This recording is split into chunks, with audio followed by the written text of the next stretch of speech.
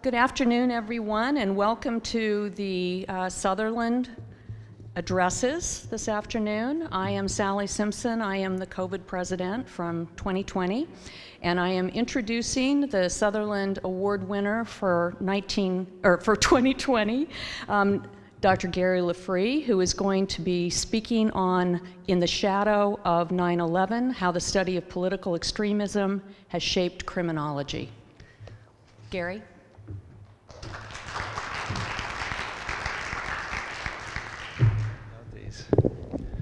So thanks so much, Sally, for the introduction. I also want to thank Dan and Steve for accommodating the award winners from last year and allowing us to share your time.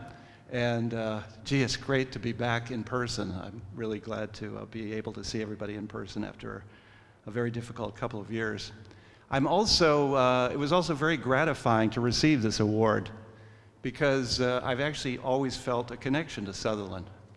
Sutherland completed his PhD at the University of Chicago in 1913, and after serving as a professor at several Midwestern universities, in 1935 he came to Indiana as the head of the sociology department.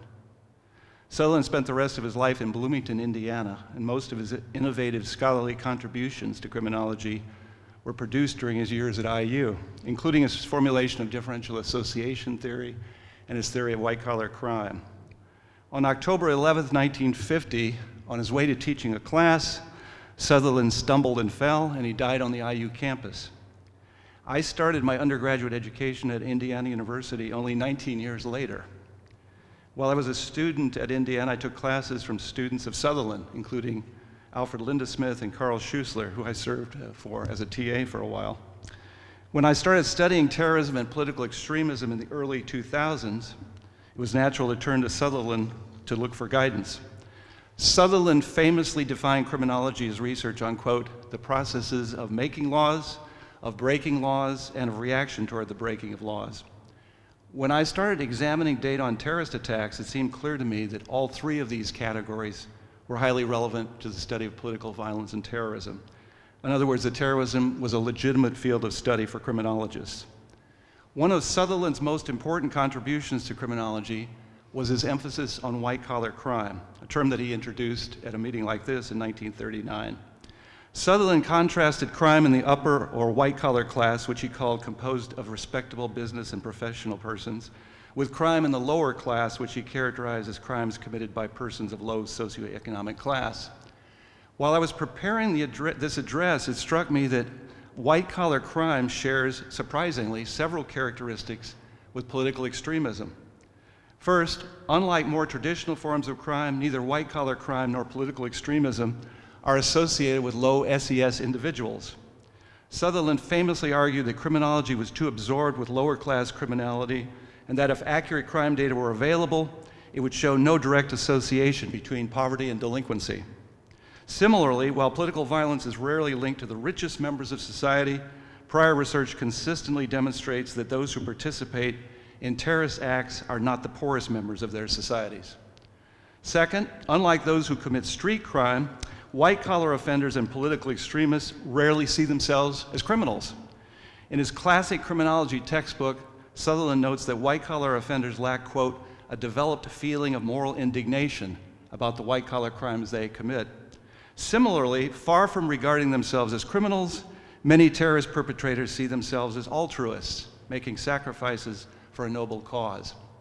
Finally, for both the study of white-collar offenders and those who engage in political extremism, official police data of the sort used to study common law crimes like robbery and burglary are generally unavailable. Sutherland was a vocal critic of the fact that governments did not collect systematic data on white-collar crime. In fact, Sutherland relied on an early version of what today we would call open source data. He used court records and newspaper accounts to review decisions against corporations for various types of criminal violations. Those interested in studying terrorism faced similar data challenges. So when I started studying political violence in the early 2000s, I felt a real kinship with Sutherland's efforts to study white-collar crime in the late 1930s. In the 1930s, few scholars were actively engaged in research on white-collar crime. Similarly, before the coordinated attacks of 9/11, there was relatively little interest in political violence among criminologists.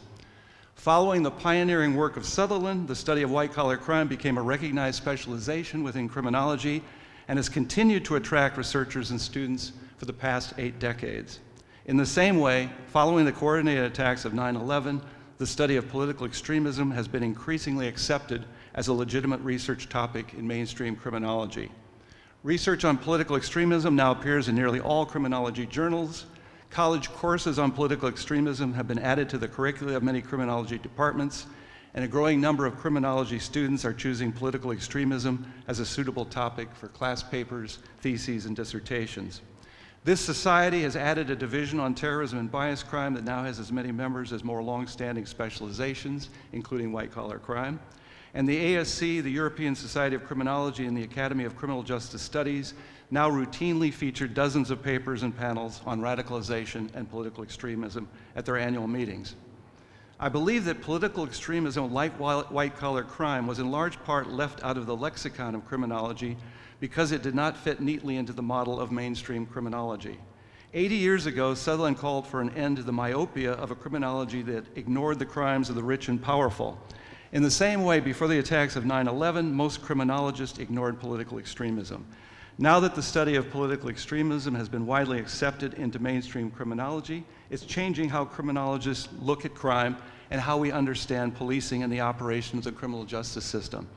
In this address, I rely on the FBI definition of political extremism as behavior, quote, encouraging, condoning, justifying, or supporting the commission of a violent act to achieve political, ideological, religious, social, or economic goals. And I'm going to use the term interchangeably with terrorism. In the rest of my talk, I want to highlight 5 areas where widening our criminological focus to include political extremism has made a substantial contribution to mainstream criminology. I'll close with just a few observations about the impact of terrorism research on criminology. First, the study of political violence underscores the socially constructed nature of crime.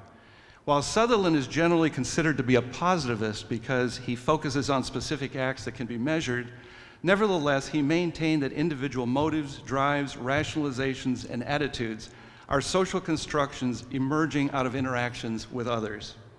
Sutherland argues that the only reason why many individuals treat those who commit burglary as criminals while ignoring thefts committed by white-collar offenders depends on social constructions. In Howard Beckard's famous words, quote, deviance is not a quality of the act the person commits, but rather a consequence of the application by others of rules and sanctions to an offender. These arguments provide strong parallels between white-collar crime and political extremism. Neither white-collar offenses nor illegal political extremism are simply out there to be counted in the same way that we might count physical objects, but rather to qualify as white-collar crime or terrorism, a particular act must be recognized and defined as such. And in both cases, no matter how heinous an act, there are invariably disagreements in terms of whether the act is seen as a criminal offense. With regard to the study of terrorism, this situation has been captured with a familiar cliche that, quote, one person's terrorist is another person's freedom fighter. Examining the beliefs and behaviors of those who participated in the January 6, 2021 attack on the US Capitol provides a recent example. After assembling in Washington, D.C. for a protest supporting President Trump's attempts to overturn his defeat in the 2020 presidential election, Trump supporters stormed the Capitol, breaching multiple police perimeters and occupying, ransacking, and vandalizing parts of the building. One Trump supporter was shot and killed by Capitol Police during the attack, and one Capitol Police officer was pepper sprayed and later died of a stroke. A week after the riot, the House of Representatives impeached Trump for incitement of insurrection, making him the only US president to have been impeached twice. At the time this address was written, more than 500 people had been charged with federal crimes relating to the attack. Was this an act of illegal extremist violence, or was it a patriotic attempt to support democratic institutions? Although a majority of Americans view these events as a dangerous attack on democracy, it's also clear that this position is far from unanimous. In a national survey of more than 5,000 Americans 2 months after January 6th, the pollsters found that 28% of registered Republicans agreed with the statement, quote, because things have gotten so far off track, true American patriots may have to resort to violence in order to save our country. What the study of terrorism underscores for criminology is that crime and deviance are not light switches that could be turned on and off, but more like dimmer switches which allow for a broad spectrum of interpretations. This view of crime suggests that the line between offending and not offending is far more porous and variable than is commonly assumed. Although the socially negotiated nature of the line between crime and non-crime seems obvious when examining political violence, as Sutherland made clear, it applies equally well to all forms of criminal behavior. Legal sanctions are not always or even usually applied when the law is broken. Many and probably most individuals who break the law are never identified. Others who do not break the law are nonetheless treated as criminals. And in general, there are fewer differences between criminals and non-criminals than we usually assume. Although none of these arguments are new, the study of political extremism helps our discipline remember them. Second, another contribution of expanded research into political extremism is an increased awareness of the potential negative consequences of harsh punishment for future criminal behavior, what terrorism researchers like to call backlash effects. Deterrence or rational choice models have long been highly influential in criminology.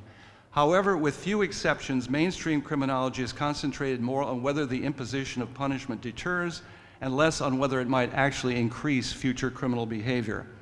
As with social construction perspectives, we can easily find theoretical support for the argument that the imposition of punishment on a particular individual or group may increase future levels of illegal behavior. Thus, early labeling theorists pointed out that punishment leads to identity changes in individuals, as well as to social changes in society that result in criminal offenders increasing their deviant behavior after their official labeling. Edwin Lemert famously referred to this process as secondary deviance. Larry Sherman has argued that whether punishment results in deterrence will depend in part on whether offenders experience sanctioning as legitimate.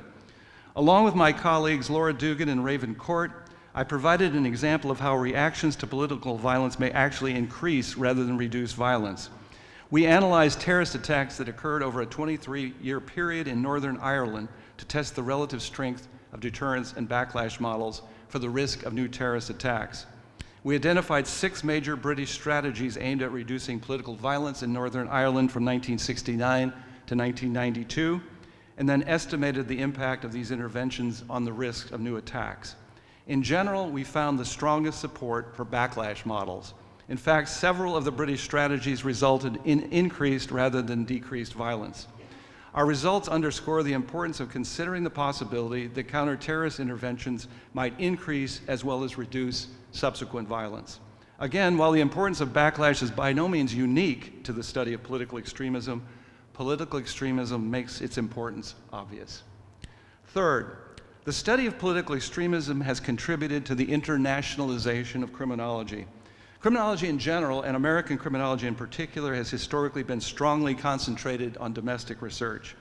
Prominent appeals to criminologists to move beyond theorizing and research confined to national borders have appeared repeatedly over the course of the past several decades, including several appeals from past ASC presidents and winners of the Sutherland Award.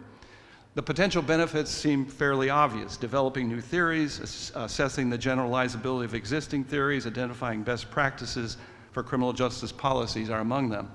Nevertheless, despite nearly universal support for the idea of greater internationalization in the field of criminology, progress has been slow. Steve Messner, who's going to be speaking in just a moment, recently analyzed 580 research articles that appeared in the journal Criminology from 2000 to 2019 in terms of whether the data used were limited to the United States or some other single country or were comparative. He found that the proportion of articles based on US-only data declined from 88% during the first 5 years to 76% for the most recent 5 years in the series, illustrating a trend toward greater internationalization.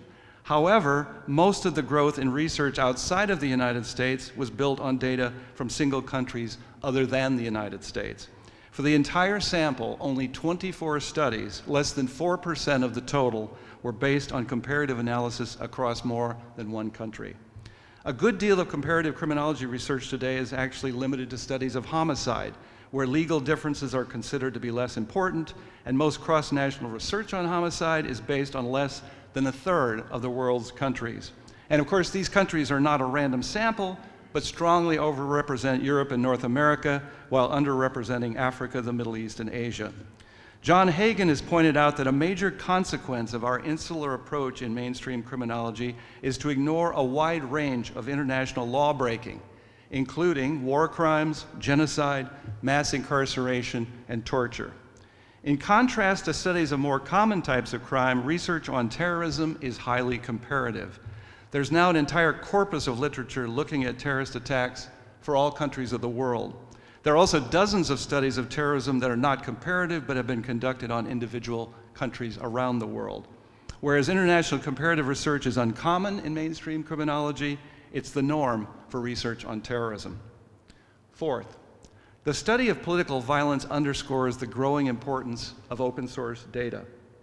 None of the three data sources most commonly used by criminologists, official police data, victim surveys, self-report surveys, are very useful for the study of terrorism. At present, most countries of the world do not collect or make public official police data on terrorist perpetrators.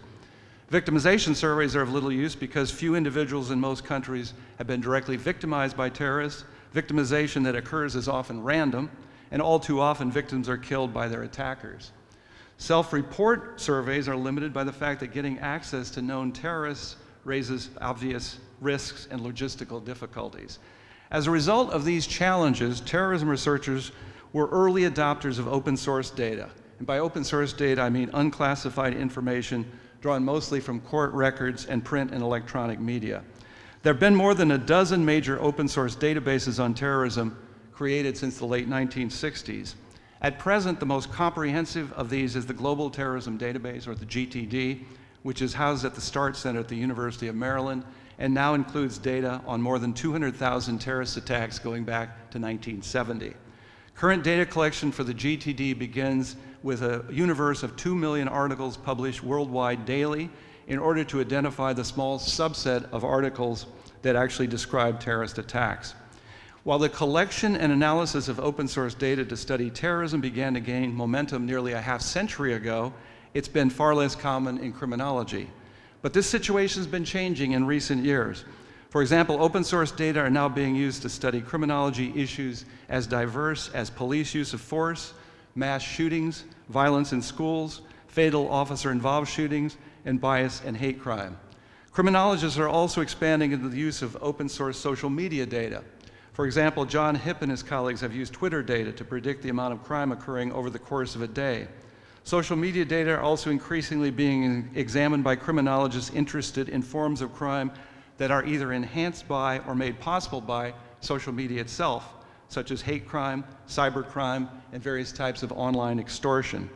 In short, researchers interested in terrorism were early adopters of open source databases, and these data sources are making it possible to study a wide range of criminal behavior that either cannot currently be studied as well or at all with other data sources. Finally, point number 5. The study of political extremism has underscored the critical importance of legitimacy for policing in the criminal justice system. As this address was being prepared, the United States was rocked by the killing of George Floyd by Minneapolis, Minnesota police on May 25, 2020.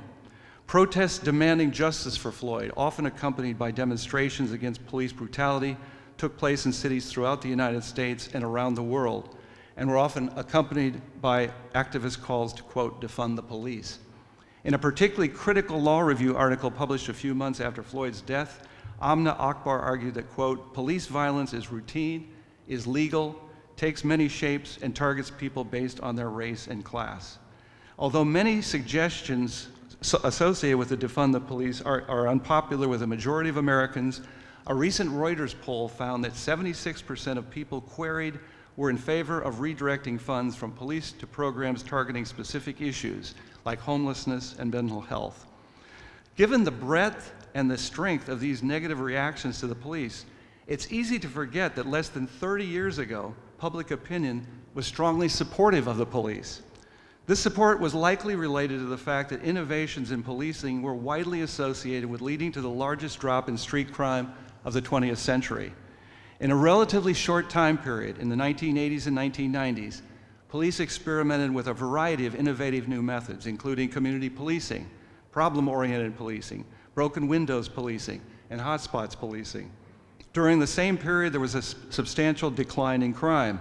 Between 1991 and 2000, homicide rates dropped by 44%, and data from both the Uniform Crime Reports and the National Crime Victimization Survey revealed large declines in every major crime category.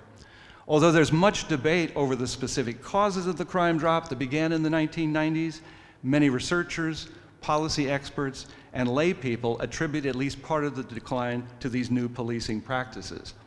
So, what happened from the 1990s when a wide range of policing innovations seemed to credit police with historical decreases in crime to the early 2020s when angry citizens were publicly demanding that local governments cut funding or even eliminate the police? I argue that at least part of the shift in attitudes toward the police has been due to changes in policing associated with the war on terror, triggered initially by responses to the coordinated attacks of 9/11 and continued in large part to the present day. I argue that the war on terror that got underway in the aftermath of the 9/11 attacks has changed the nature of policing in several important ways. First, it has encouraged a move away from community-oriented policing. Although the 1990s stand out as a period of unprecedented experimentation with innovative new policing models, what most of these reforms had in common, when you really boil them down, is a strong emphasis on building trust between police and communities. In fact, in their broad overview of the evolution of policing in America, George Kelling and Mark Moore single out community involvement as the single most important reform movement of 20th century policing.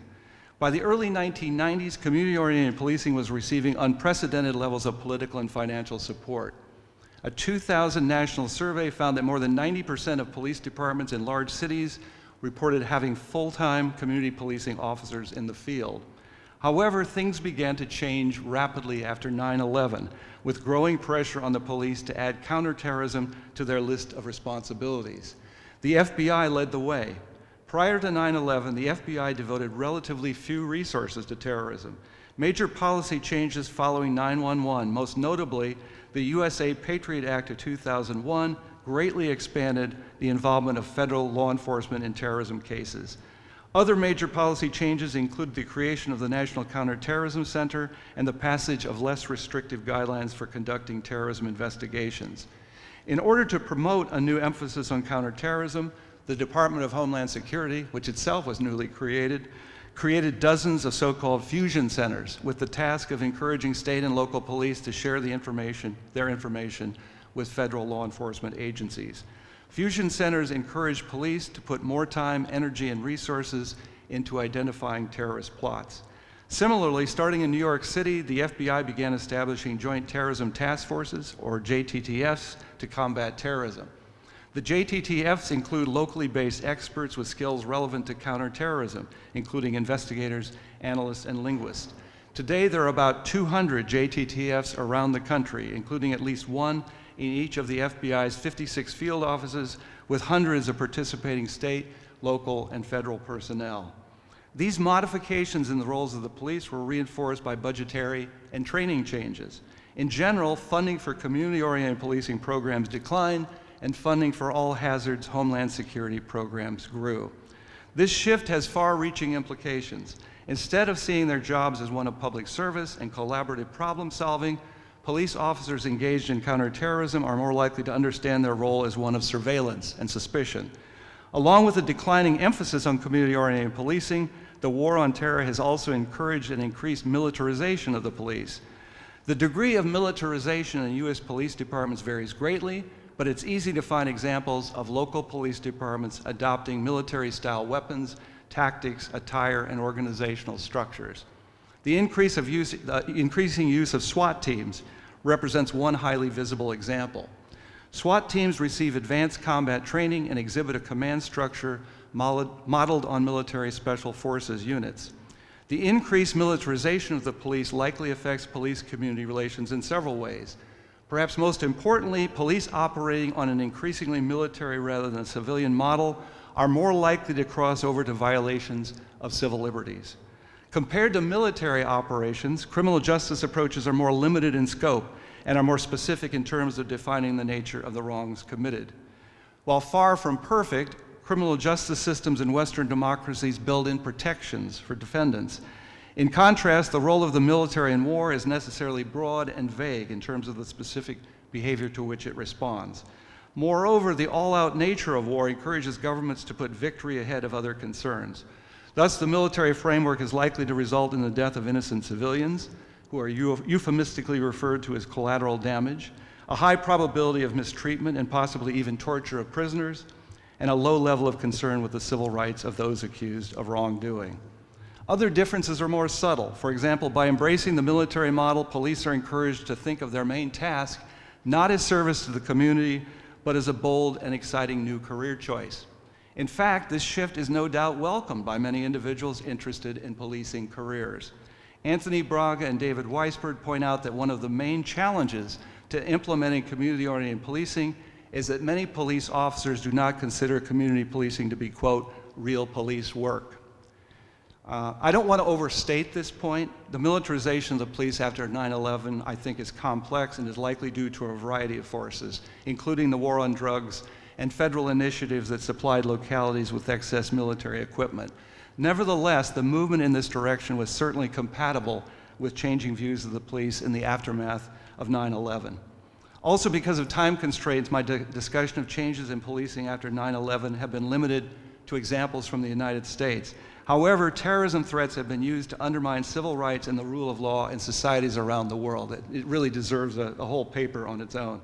Perhaps the most troubling contemporary example is the way that China has used the threat of terrorism to incarcerate and persecute millions of ethnic Uyghurs, which I think is highly consequential because China includes nearly a fifth of the world's population.